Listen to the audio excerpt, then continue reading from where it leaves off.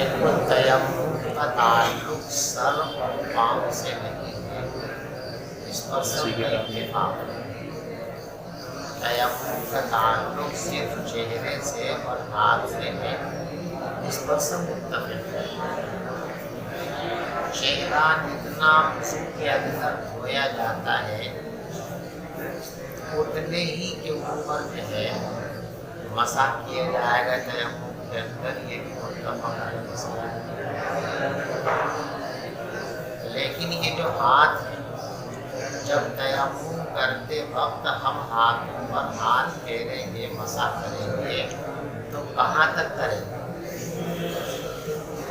बाद उलमा की राय ये है, बिलखुसूस हज़रत अब्दुल्लाह इब्न अब्बास रज़ियल्लाहु तआला अन्हु की राय है।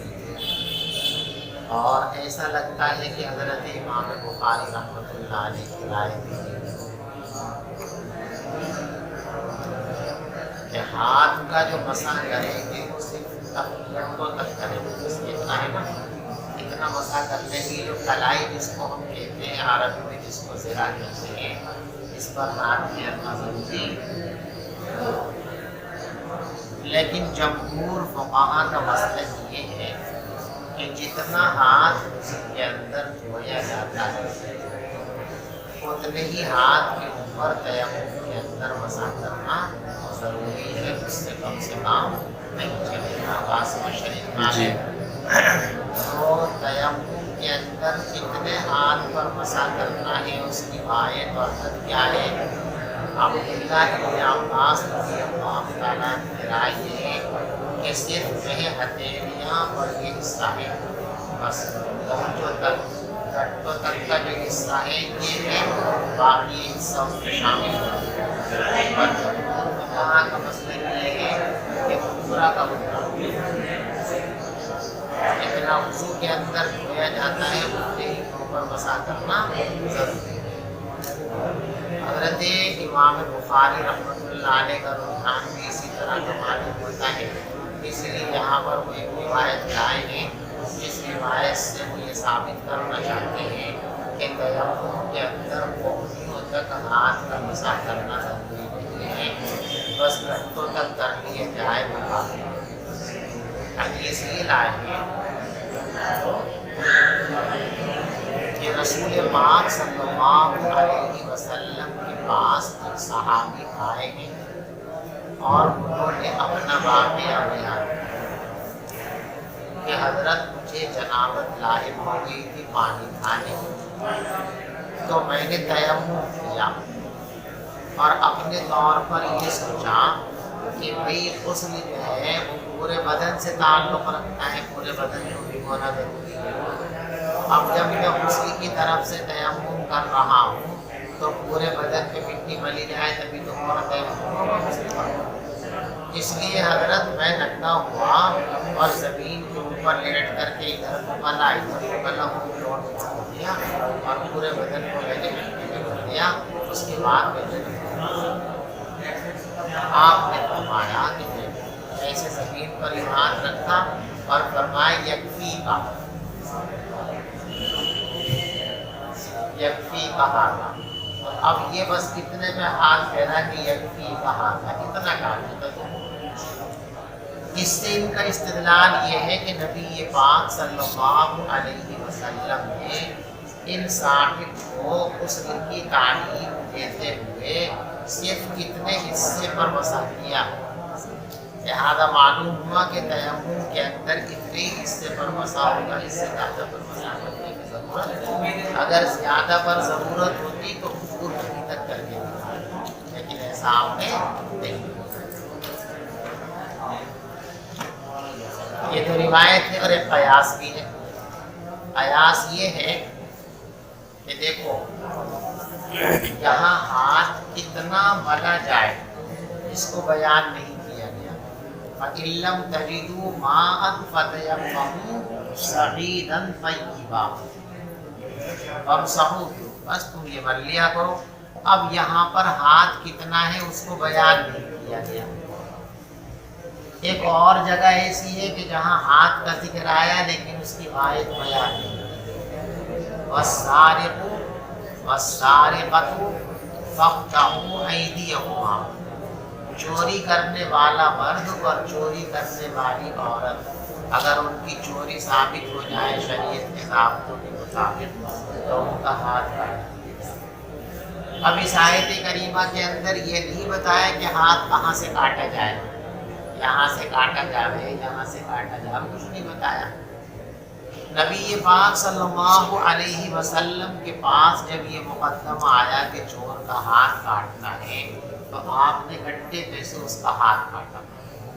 तो कुरान में जहाँ मुतलक हाथ आया था उस मुतलक का मिस्दाक रसूल पाक सल्लल्लाहु अलैहि वसल्लम ने गड्ढों तक करार दिया, और यहाँ भी मुतलक हाथ का लफ्ज़ है, लिहाजा यहाँ भी गड्ढों तक मुराद दिया जाएगा।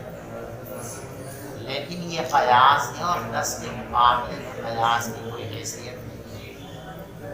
अहादीस सहीहा के अंदर ये बात मज़कूर और मुसर्रा है कि रसूल पाक सल्लल्लाहु अलैहि वसल्लम ने कोहनियों तक तयम्मुम फरमाया है और तयम्मुम करने का हुक्म दिया है। इसके अलावा कयास ही के ज़रिए अगर हम गौर फिक्र करें तो पूरा कोहनियों तक साबित होता मेरे वक्त, इसलिए कि वज़ू के अंदर 4 आज़ा हैं जिनसे वज़ू का अमल मुताल्लिक़, चेहरा, दोनों हाथ, सर और दोनों पाँव। तयम्मुम का नंबर आया तो 2 को साबित कर दिया गया, 2 को बाकी रखा गया। सर पे मसा करने की ज़रूरत नहीं है, पैरों पर मसा करने की ज़रूरत नहीं है, बस हाथ और चेहरे से ताल्लुक़ रखा गया। तो 4 में से 2 को साबित किया गया, 2 को बाकी रखा गया।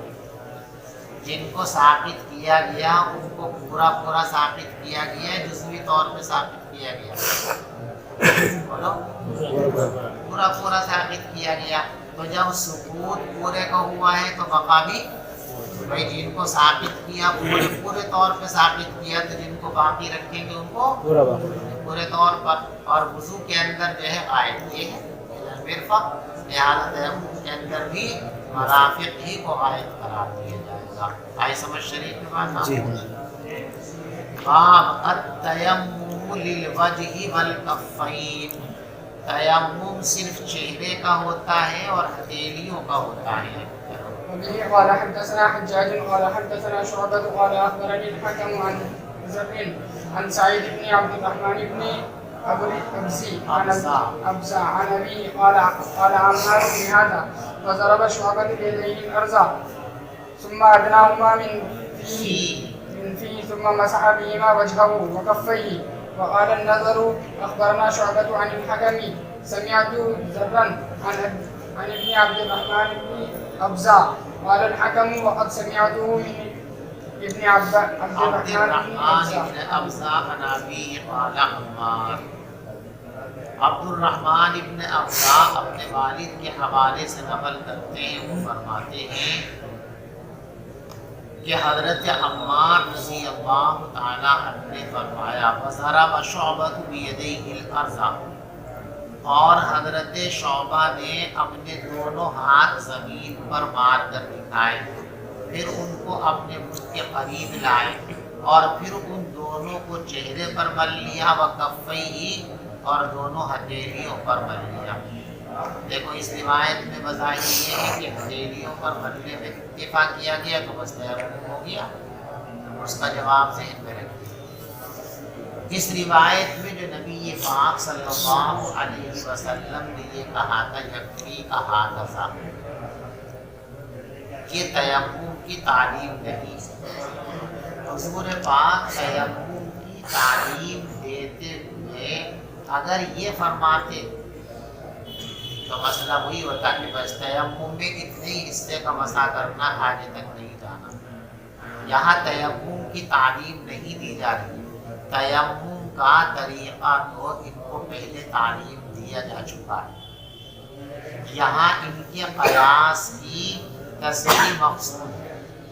इन्होंने ये क़याम किया कि वे वज़ू तो एक मुख्तसर अमल है तो उसका मुख्तसर तयम्मुम है, लेकिन गुस्ल तो पूरे जिस्म से ताल्लुक़ रखता है तो उसका तयम्मुम भी कैसा होना चाहिए, पूरे जिस्म से मुताल्लिक होना चाहिए। इसलिए उन्होंने पूरे जिस्म को मिट्टी के अंदर रौंद डाला। हुजूर ने फरमाया कि इतना नहीं, बस वो जो तयम्मुम था ना, यानी तयम्मुम की तालीम नहीं बल्कि अल-मक़सूद अल-इशारतु इला तयम्मुमिल महमूद। वो जो पहले से तयम्मुम का तरीक़ा उनको मालूम है, बस उसकी तरफ इशारा करना मकसूद था, यक्फ़ी कहा गया। और जब किसी पहले से तयशुदा चीज़ की तरफ इशारा किया जाता है तो उसको पूरे की पूरी चीज़ को बयान नहीं करते, फिर इशारे का फ़ायदा क्या हुआ? उसका अदना सा हिस्सा बयान कर दिया जाता है, उसी के ज़रिए पूरी चीज़ समझ में आ जाती है। ठीक है ना भाई? मान लीजिए खाना खाना, उस पर हाथ भी चलता है, मुँह भी चलता है, या नहीं? मुँह का भी अमल है और हाथ का भी अमल है। अगर हाथ न चलाओ तो कैसे खाओगे, और मुँह न चलाओ तो कैसे खाओगे? दस्तरखान में से हाथ के जरिए मुँह तक लाना है, मुँह में रखने के बाद जो है मुँह को चलाना है, चबाना है, उसको निकलना है, तभी तो खाना होगा। लेकिन किसी को खाने की तरफ मुतवज्जे करना हो, है ना? तो अब ये पूरा खाना तो ही हुआ। यदि खाने का मुकम्मल तरीका तो उसको पहले से मालूम है कि हाथ से उठा के मुंह में रखेगा, चबाएगा, निकलेगा। अब सिर्फ उसकी तरफ जहन मुतवज्जे करने के लिए इतना सा हाथ से इशारा करते हुए समझते हैं कि खाना खाने के लिए कहा जा रहा है। ऐसी तयम्मुम का तरीका उनको पहले से सिखा दिया गया था। ये और ये है तयम्मुम। अब इसकी तरफ इशारा करने के लिए बस इतना कर दिया, यानी हाथों को और चेहरे को मल लेना काफी था, पूरे बदन को मिट्टी के अंदर रौंदने की ज़रूरत नहीं थी। ये मकसद है इशारा करना। तालीम तयम्मुम इस रिवायत के अंदर नहीं है। अगर तालीम तयम्मुम करते हुए हुजूर इस पर इक्तिफा करते तो फिर ये मसला बन जाता कि सिर्फ हथेलियों का मसाह करना तयम्मुम के लिए काफ़ी है। लेकिन तालीम नहीं है, क्या है? जो सिखाया हुआ महमूद तयम्मुम है, उसकी तरफ सिर्फ इशारा करना मकसूद है। وبه قال حدثنا سليمان بن حرب قال حدثنا شعبة عن الحكم عن ذر عن ابن عبد الرحمن بن أبزة عن أبيه أنه شهد عمرو قال له عمار كنا في سكي أنه شهد عمر وقال له عمار كنا في سرية. دیکھو یہ اختصار ہے روایت، پورا واقعہ حضرت عمر فاروق رضی اللہ تعالیٰ جب خلیفۃ المسلمین بنا دیے گئے، امیر المؤمنین بن گئے، تو ایک صاحب ان سے مسئلہ پوچھنے کے لیے آئے اور یہ مسئلہ پوچھا کہ حضرت اگر مجھے جنابت لاحق ہو جائے اور غسل کرنے کے لیے پانی نہ ہو تو کیا ایسی صورت میں تیمم کر لوں تو یہ تیمم غسل کا قائم مقام بن جائے گا، میں نماز پڑھ سکتا ہوں؟ حضرت نے فرمایا کہ نہ، پانی کا انتظار کرو، جب پانی مل جائے گا تو غسل کر کے تب نماز پڑھنا، تیمم کرنے کی اجازت۔ حضرت عمار رضی اللہ تعالیٰ عنہ اس مجلس میں موجود تھے، تو حضرت عمار نے کہا کہ حضرت آپ وہ واقعہ بھول گئے کیا؟ کون سا واقعہ؟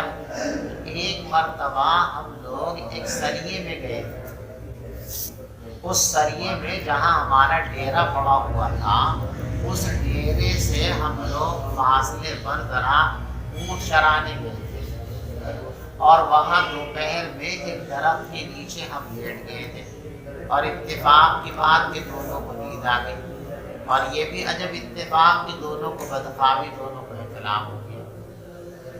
تو جب ہم بیدار ہوئے، آپ بھی اور میں بھی، تو میں نے تو یہ کیا کہ کپڑے اتار کے مٹی میں ڈال دیا، پورے بدن کو مٹی میں سے لوٹ پوٹ کر کے میں نے نماز پڑھ لی، اور آپ نے وہاں نماز نہیں پڑھی کیونکہ پانی نہیں تھا۔ آپ وہاں سے چل کر ڈیرے پر آئے اور ڈیرے پر پانی موجود تھا، آپ نے پانی سے غسل کیا اور غسل کر کے تب آپ نے نماز ادا کی، حالانکہ آپ کی نماز کا وقت نکل گیا تھا، قضا ہو گئی۔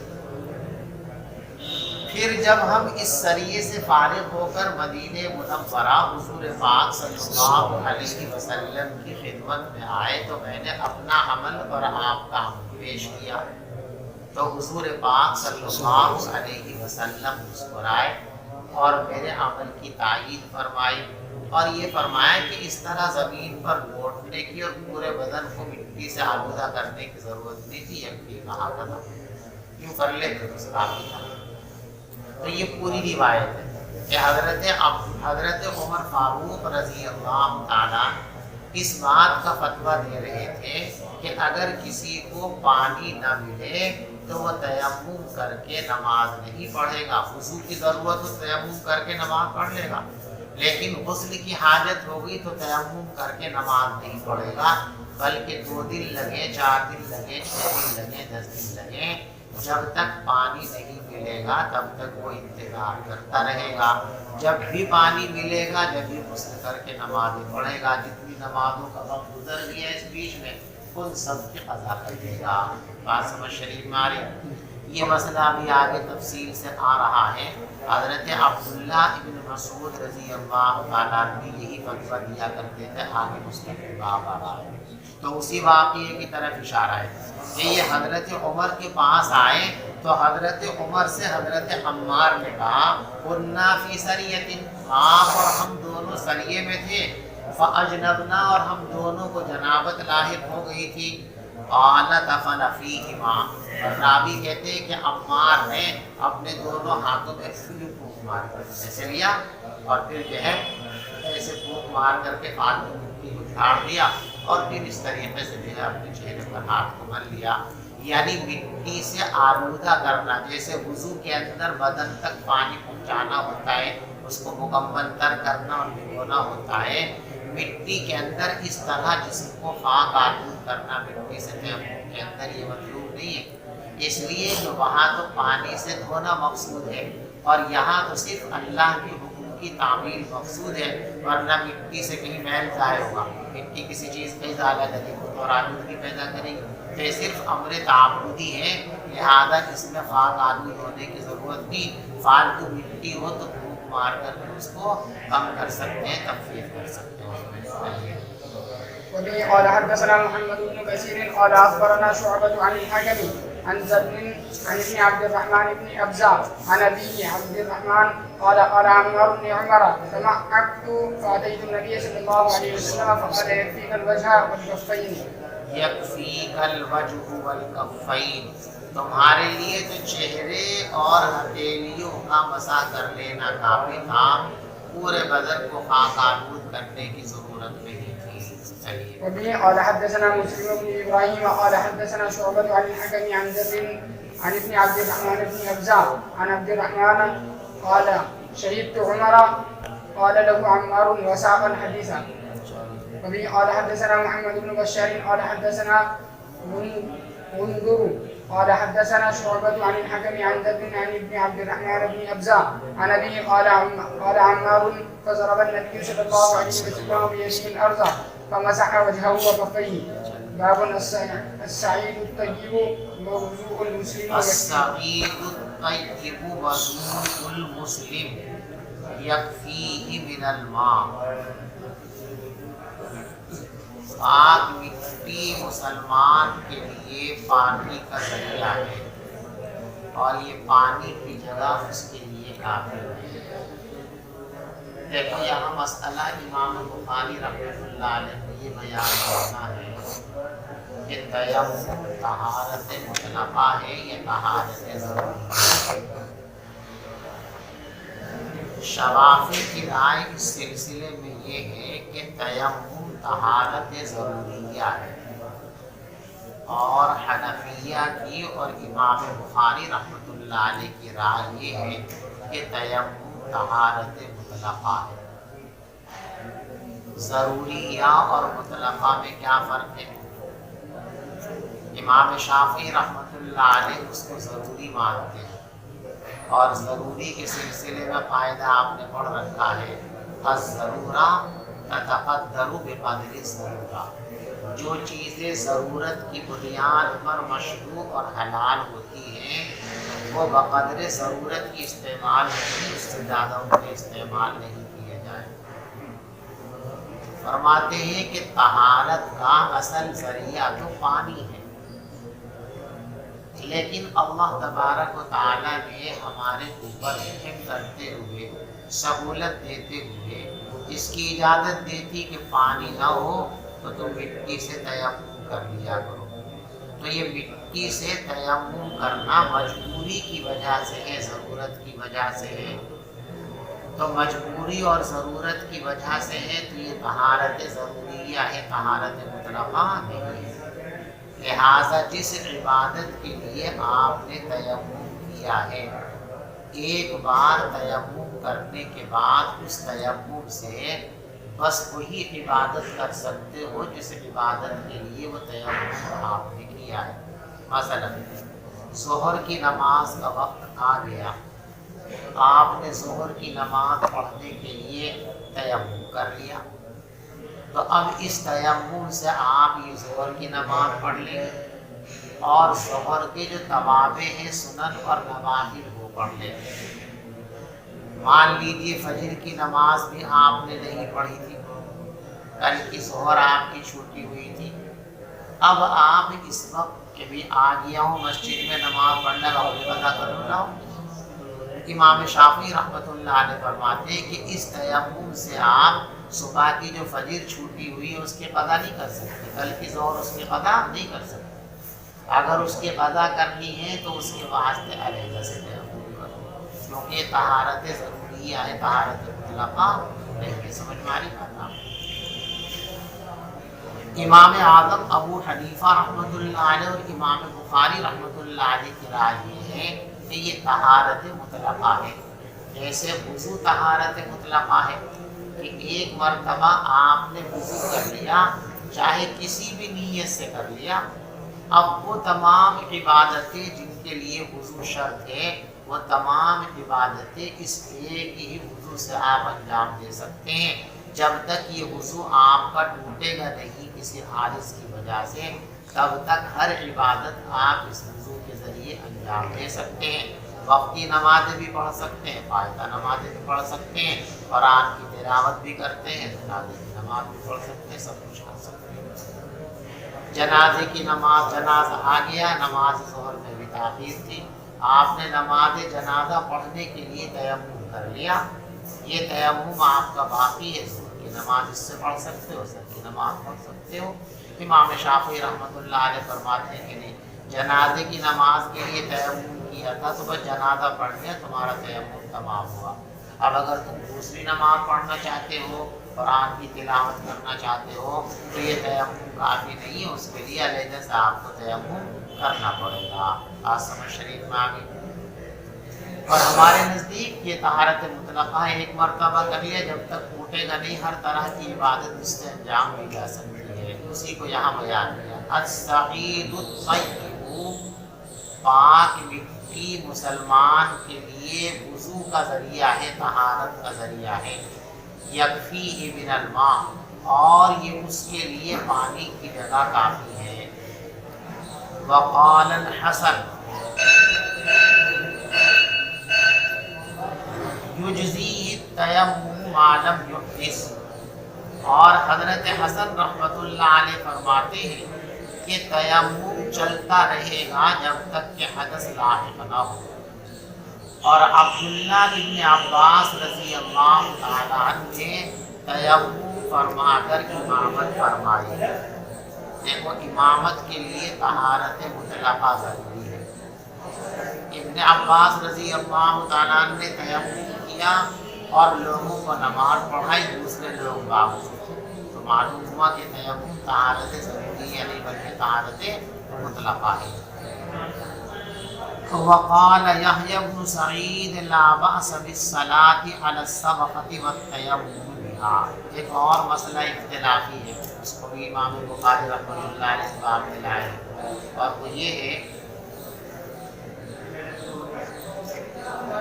کہ تیمم کے لیے کون سی مٹی چاہیے۔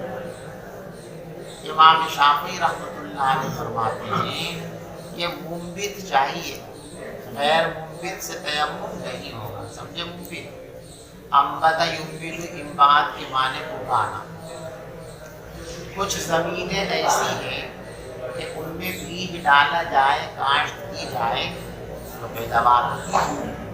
کچھ زمینیں ایسی ہیں کہ ان میں کاشت ہو نہیں سکتی، پیداوار ہوتی نہیں، تو جہاں پیداوار نہیں ہوتی وہ غیر منبت ہے، اور جہاں پیداوار ہوتی ہے امام شافعی رحمۃ اللہ علیہ کے یہاں تیمم کے لیے جس طرح مٹی کا پاک ہونا ضروری ہے اسی طرح مٹی کا منبت ہونا بھی ضروری ہے۔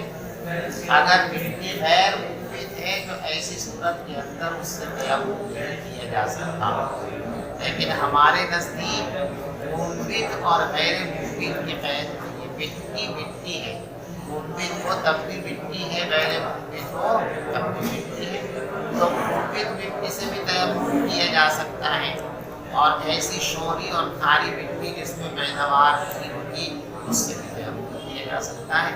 اور حضرت امام بخاری رحمۃ اللہ علیہ کی رائے یہ ہے کہ امام اعظم ابو حنیفہ رحمۃ اللہ علیہ کی رائے ہے، یعنی یہ بھی اسی کے قائل ہے کہ مٹی کا منبت یا غیر منبت ہونا اس کو باقی مٹی ہے، منبت ہو اس سے بھی تیمم ہو سکتا ہے اور غیر منبت ہو اس سے بھی تیمم ہو سکتا ہے۔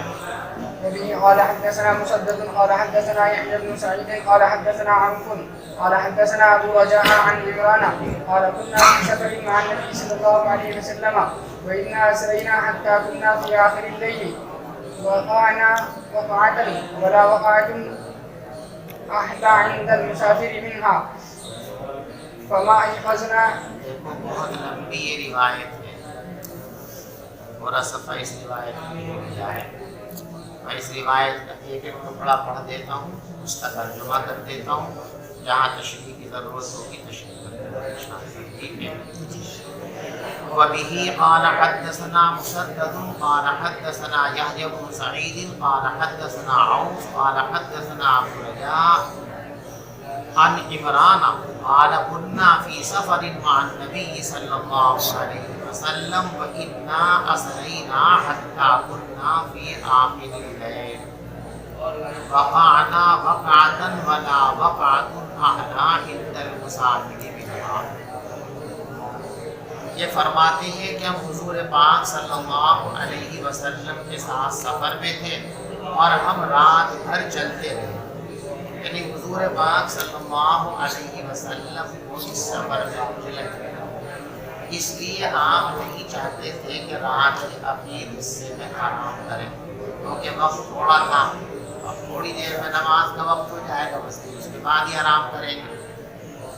لیکن صحابہ کرام نے خواہش ظاہر کی تو آپ نہیں گئے۔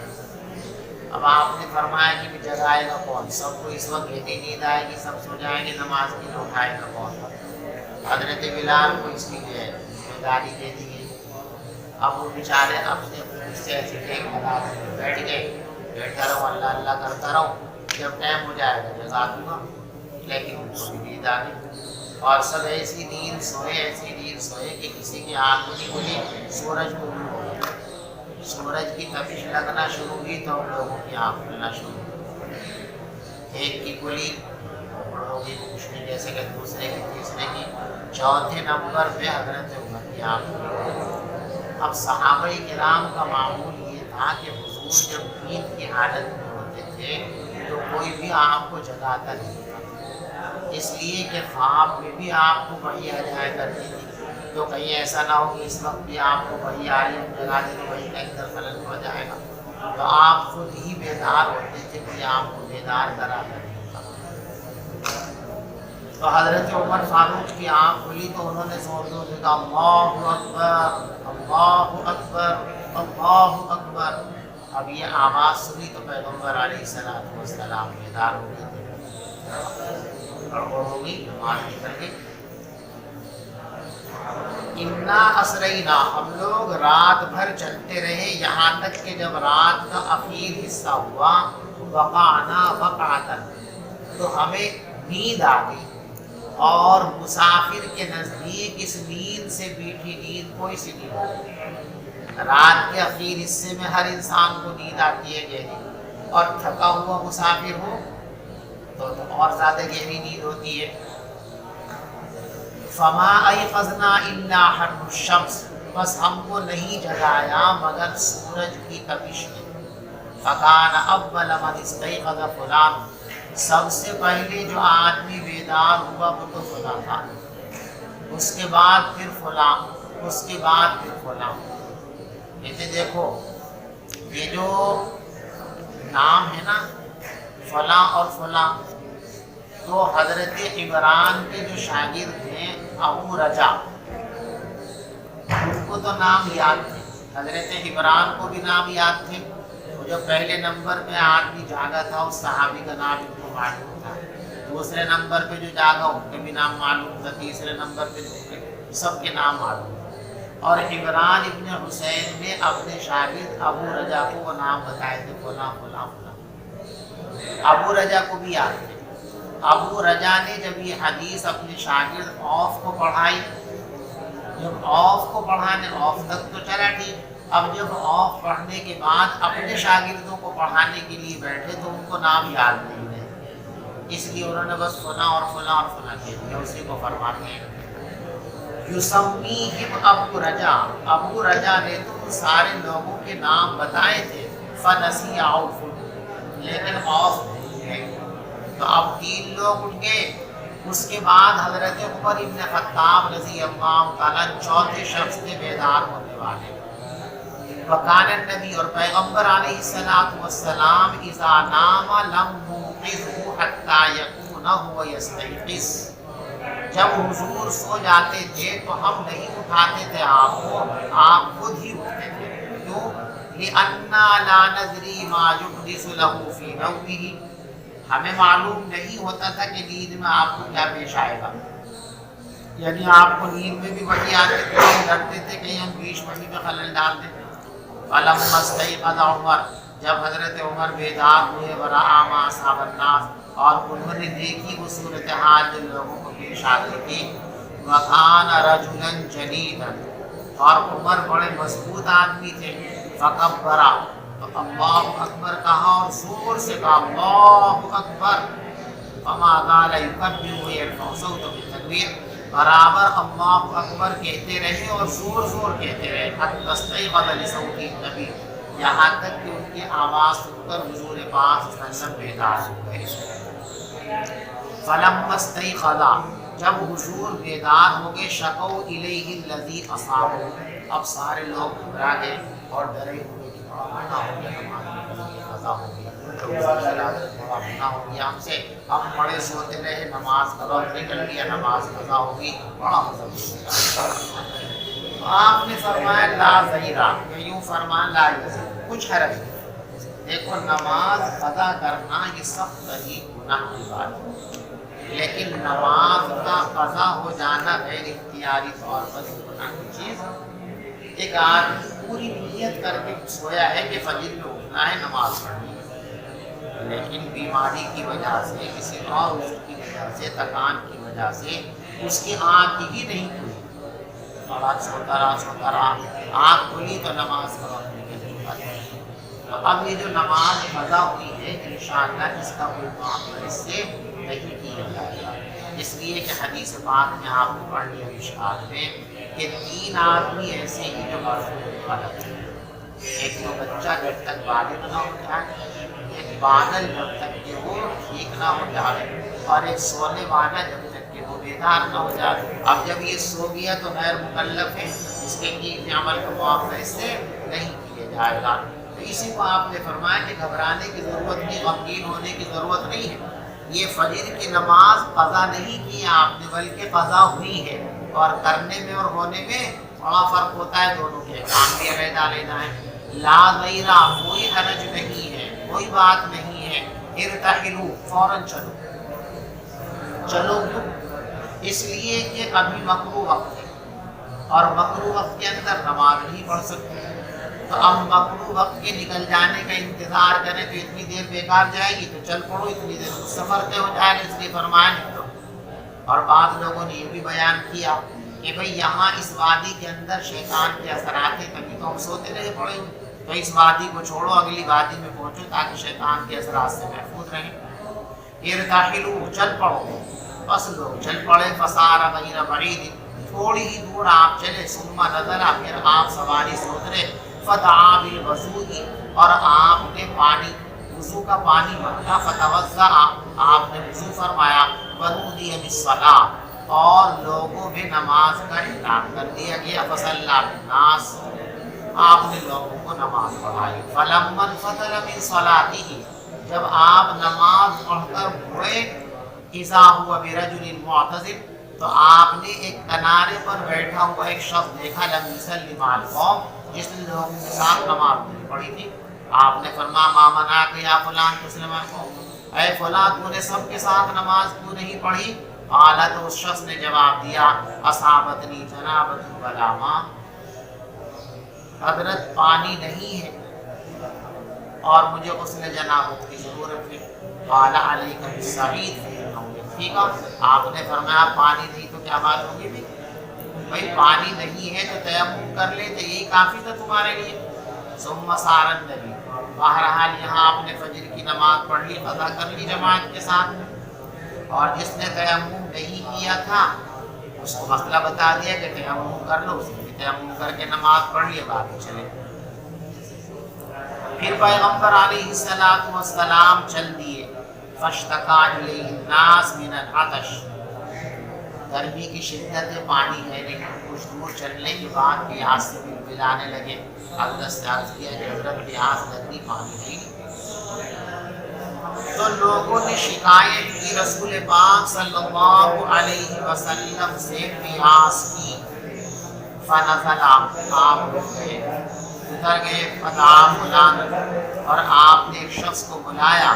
ابو رجا نے تو اس کا نام بیان کیا تھا لیکن اور اس کا نام نہیں، فدعا علی، اور حضرت علی کو بلایا۔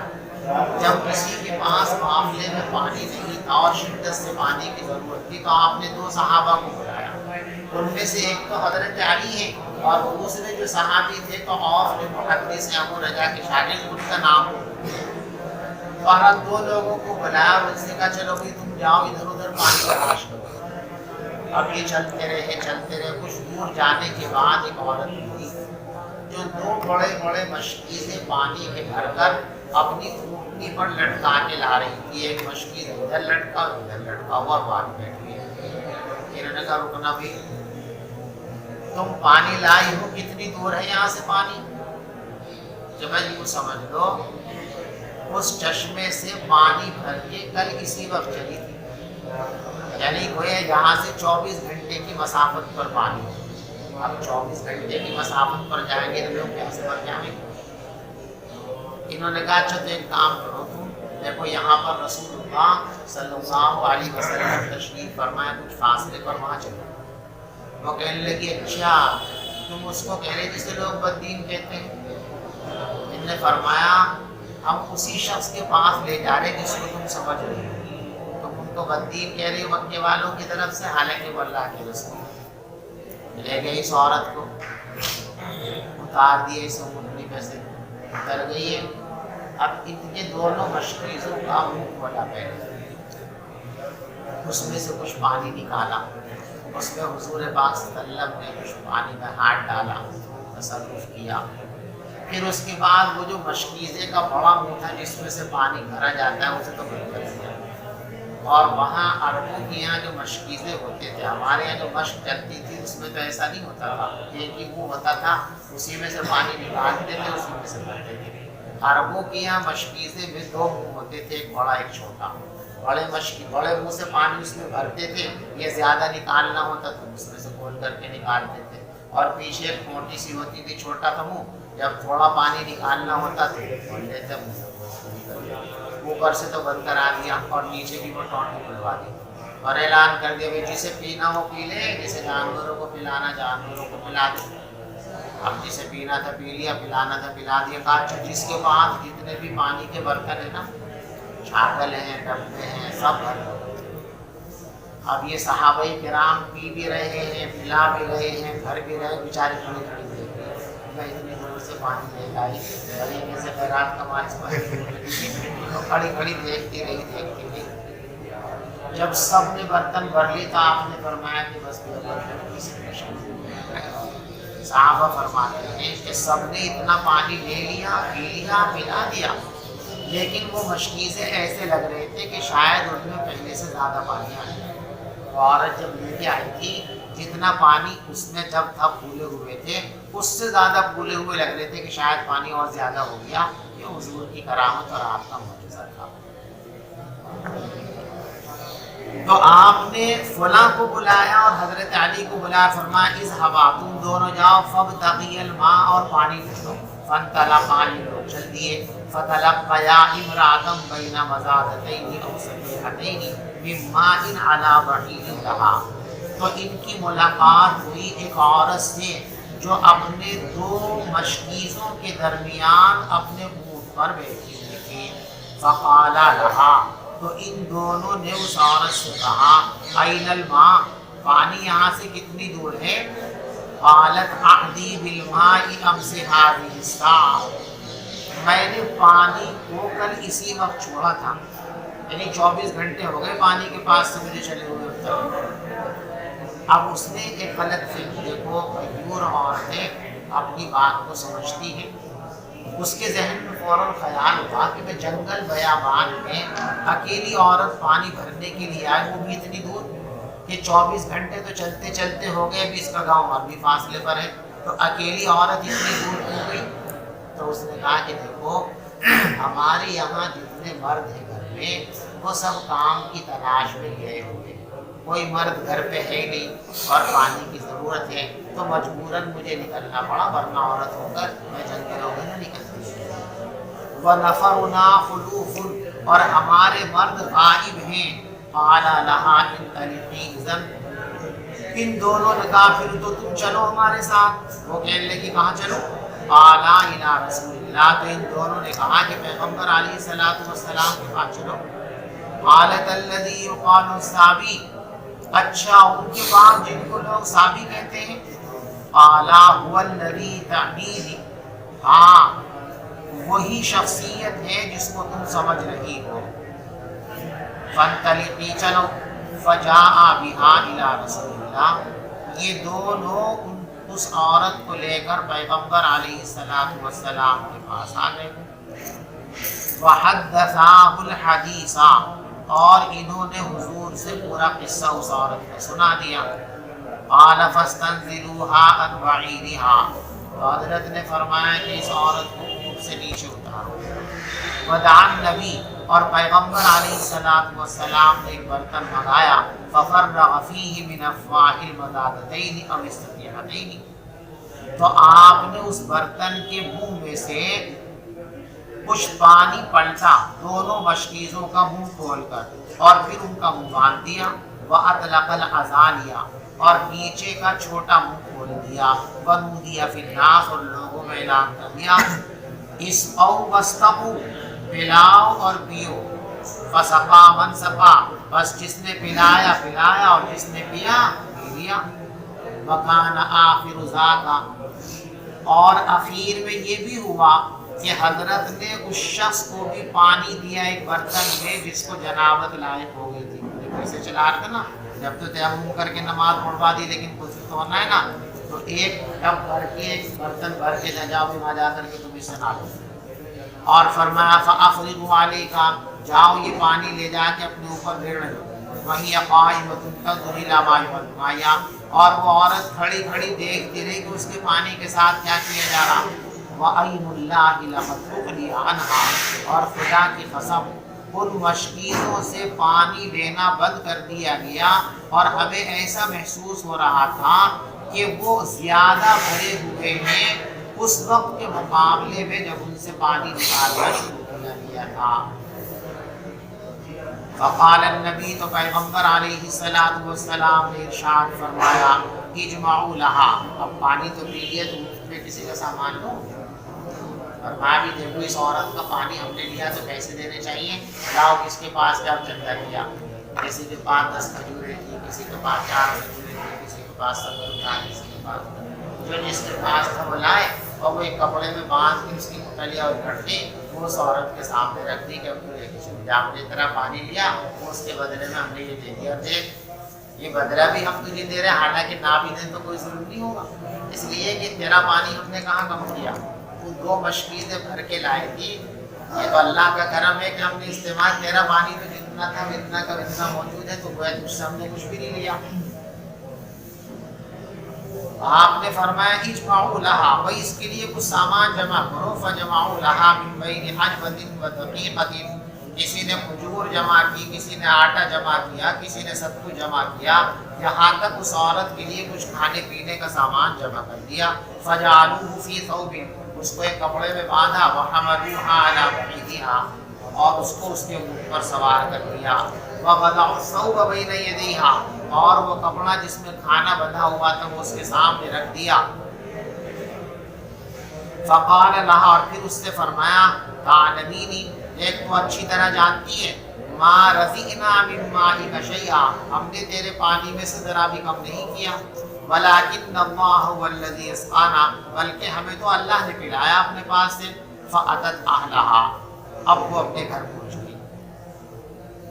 घर वालों को पता था कितनी देर में इसको पहुँचना चाहिए, अब यहाँ भी इतनी देर तक रुकी, ताख़ीर हुई। तो घर वालों ने पूछा इतनी देर कहाँ लगी, कहाँ रुक गई थी तुम, क्या परेशानी हो गई? कहने लगी एक अजीब व गरीब वाक़या रोक लिया था मुझे। और फिर पूरा वाक़या सुनाया और कहा कि देखो वो जो मोहम्मद हैं, या तो वो दुनिया के सबसे बड़े जादूगर हैं, उनसे बड़ा कोई जादूगर दुनिया में नहीं हो सकता। इतना सारा पानी निकाल लिया मशकीज़े में से, और मशकीज़े में पानी कम नहीं हुआ। और अगर जादूगर नहीं है और जादूगर ऐसा नहीं कर सकता, तो फिर ये बात तय है कि वो यकीनन अल्लाह के सच्चे रसूल हैं। दोनों में से एक बात ज़रूर, या तो वो रसूल है बरहक, या फिर उनसे बड़ा दुनिया में कोई जादूगर नहीं है। उसका अपना ख्याल था। कहने लगी वो।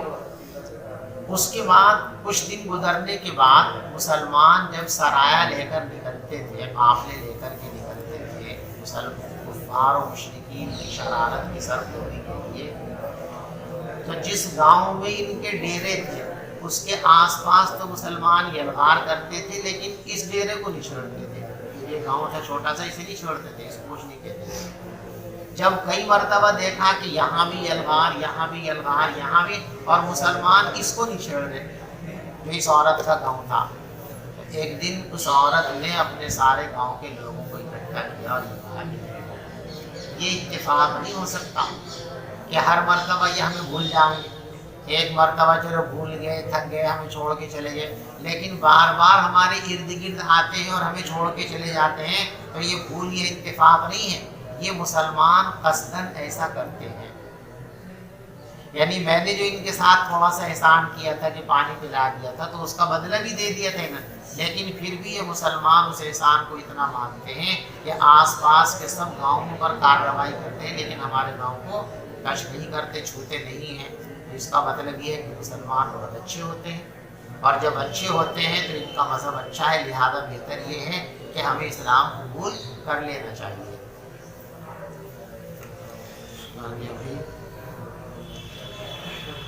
फ़अतत अहलहा, फिर वो अपने घर पहुँची। वक़द उहतुबिसत, और इसको देर हो चुकी थी। तो घर वालों ने कहा मा हबतकी या फलाना, ए फलां तू कहाँ रुक गई थी? क़ालत अद अजब, तो कहने लगी मुझे रोक दिया था एक अजीब व गरीब मामले ने। और अब वो मामला क्या था उसकी तफसील बताई। लक़ियनी रजुलान, मुझे दो आदमी मिले। फ़ज़हबा बी इला हाज़ा रजुल अल्लज़ी युक़ालु लहु साबी, फिर वो दोनों मुझे ले गए उस आदमी के पास जिसको साबी कहा जाता है। फ़क़ाल कज़ा व कज़ा, और उन्होंने ऐसा ऐसा मामला किया। फ़वल्लाहि अन्नहु लअस्फ़रुन्नास मिन बैनि हाज़िही व हाज़िही, देखो इसके और इसके दरमियान, तो इससे मुराद ज़मीन, इससे मुराद आसमान, यानी आसमान और ज़मीन के दरमियान। कहने लगी यकीनन इसके और इसके दरमियान, और बीच की और सब्बाबा उंगली से इशारा किया, और एक उंगली को ऊपर उठाया और दूसरी को नीचे, और फरमाया कि आसमान और ज़मीन के दरमियान इससे बड़ा कोई जादूगर नहीं है। या फिर ये है कि ये रसूल बरहक हैं। फ़कानल मुस्लिमीन बादु, इस वाक़ये के बाद मुसलमान आस पास के इलाकों में यलगार करते थे मुशरिकीन के इलाकों पर, लेकिन उस महल्ले को नहीं छेड़ते थे। देखो सिरमुन कहते हैं, किसी बड़े गांव से ज़रा बाहर हट कर के चंद घर बसा लिए जाएं, उसको सिरमुन कहते हैं। छोटा सा महल्ला कह लीजिए, छोटा सा गांव कह लीजिए, मज़रा कह लीजिए, पूरा कह लीजिए। ہی منہ جس میں یہ عورت رہتی تھی، فقالت یوما لقومہا تو ایک دن یہ عورت اپنی قوم کے لوگوں سے بولی، ما ارا میں نہیں سمجھتی ہوں کہ یہ لوگ تم کو میں سمجھتی ہوں یہ کہ یہ لوگ تم کو جان بوجھ کر چھوڑتے ہیں، فہل لکم فی الاسلام تو کیا تمہیں اسلام کے اندر کو رغبت ہے، فاطاعوہا تمام گاؤں والوں نے اس عورت کی بات مان لی، فدخلوا فی الاسلام اور وہ اسلام کے اندر داخل ہو گئے۔ یہاں تک کی روایت پوری ہو گئی۔ حضرت امام بخاری رحمۃ اللہ علیہ کی عادت یہ بھی ہے، عائشہ کے اندر بار بار آپ دیکھ لیجیے کہ جب حدیث پاک کے اندر کوئی لفظ آتا ہے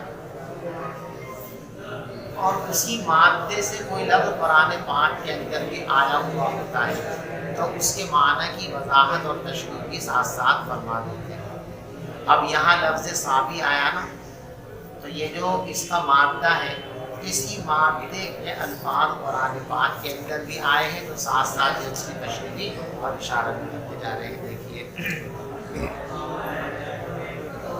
امام بخاری رحمۃ اللہ علیہ فرماتے صبا خرج من دین الی غیرہ، یہ صبا کے معنی آتے ہیں ایک دین کو چھوڑ کر دوسرا دین اختیار کر لینا۔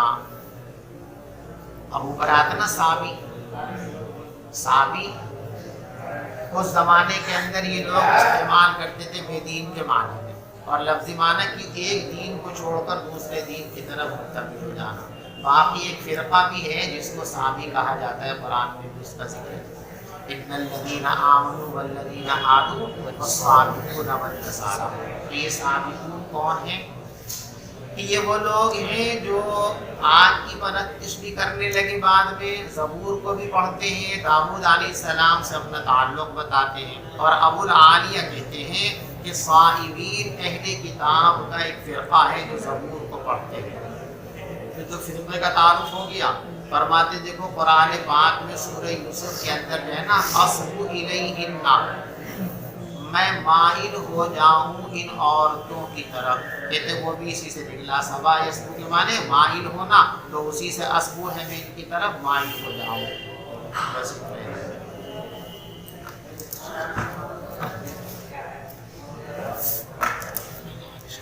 حضرت اگر کسی کو احتلام ہو گیا اور پانی موجود نہیں ہے تو کس طرح سے وہ تیمم کرے گا؟